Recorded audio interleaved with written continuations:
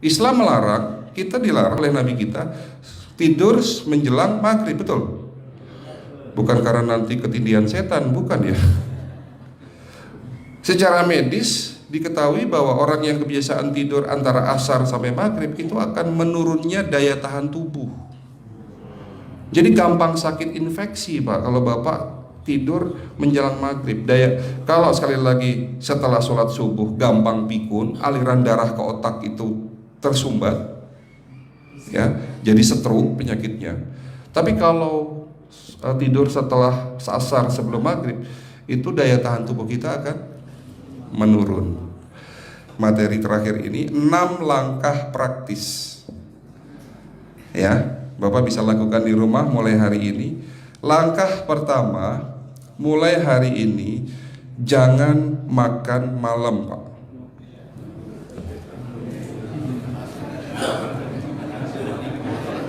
Ya, ala bisa karena biasa. Memang awalnya sulit, yang sudah kebiasaan makan malam itu sulit. Alasannya nanti nggak bisa tidur dok, betul ya? Nanti perutnya kembung, mual dan sebagainya. Itu karena kebiasaan. Dulu pun saya begitu. Tapi kalau sekali-sekali boleh Pak. Misalnya diundang hajatan gitu, tetangga ada yang kawinan hajatan, ya udah apa-apa, menghargai itu makan malam. Tapi sekali-sekali itu. Tapi kalau tiap hari ini yang nggak boleh, betul ya Pak? Jangan makan berlebihan dan jangan makan malam. Makan sate boleh nggak Pak? Boleh, siapa bilang nggak boleh? Sate itu, Bapak tahu daging kambing? Daging kambing, daging domba adalah makanan sehat, tidak berkolesterol.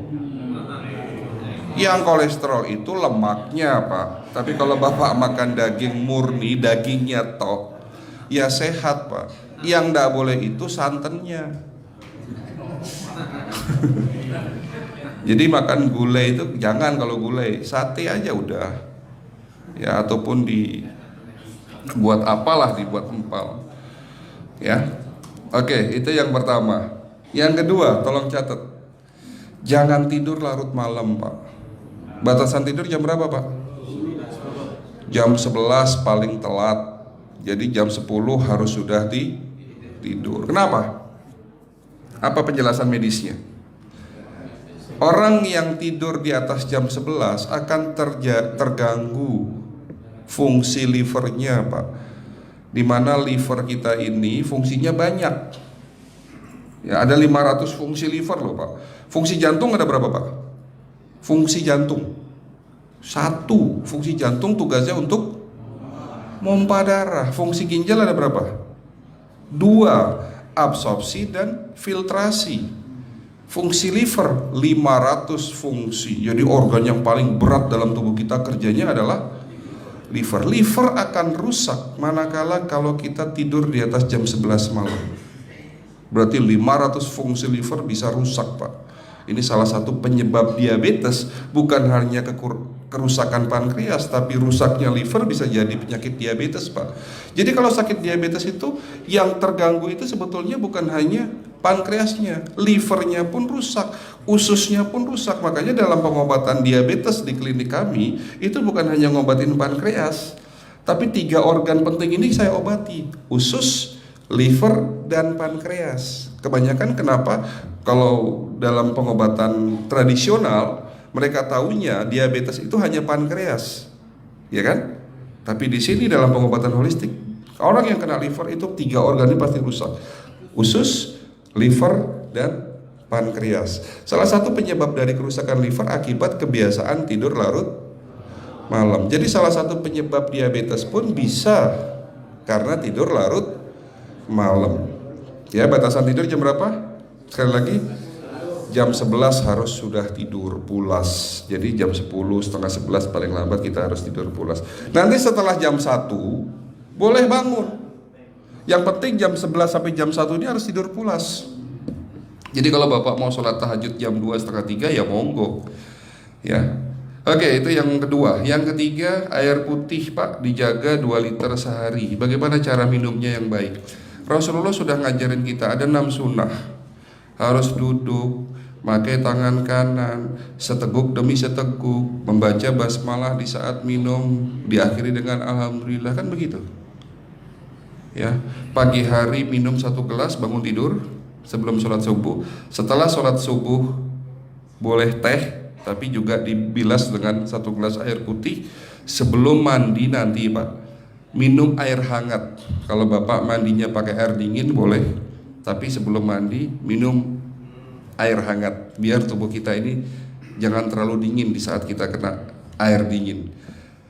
Sampai maghrib pastikan 2 liter sudah masuk dalam tubuh kita.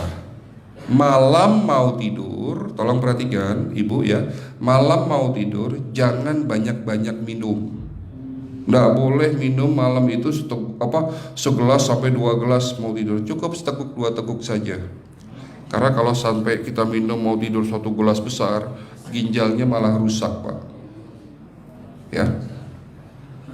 Oke, itu yang ketiga. Yang keempat, puasa. Lakukan puasa secara rutin, insya Allah kita sehat. Nah, untuk penjelasan atau materi puasa nanti bisa hubungin staf saya.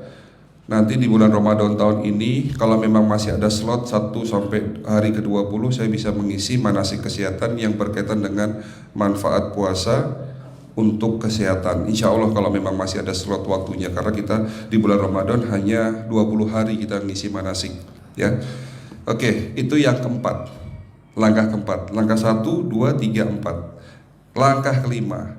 Nah, sebelum saya menjawab yang kelima, saya ingin membacakan sebuah sabda Rasulullah. Rasulullah bersabda, di dalam tubuhmu ada segumpal daging. Jika segumpal daging itu sakit, akan sakitlah seluruh tubuhmu. Dan jika segumpal daging itu rusak, akan rusaklah seluruh tubuhmu. Apa itu segumpal daging? Segumpal daging itu adalah hati. Tapi ternyata yang dimaksud Rasulullah itu bukan liver Pak.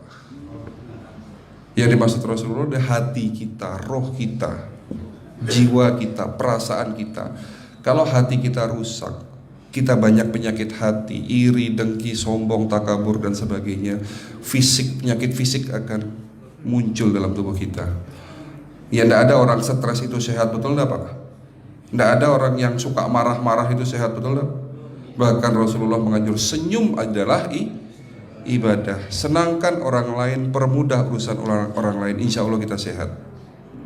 Ya, jadi itu langkah ke-5. Langkah 1 sampai langkah ke-5 sifatnya individual, Bapak bisa lakukan sendiri di rumah. Tapi langkah ke-6 ini butuh bantuan pihak dokter atau rumah sakit. Kira-kira langkah ke-6 apa Pak?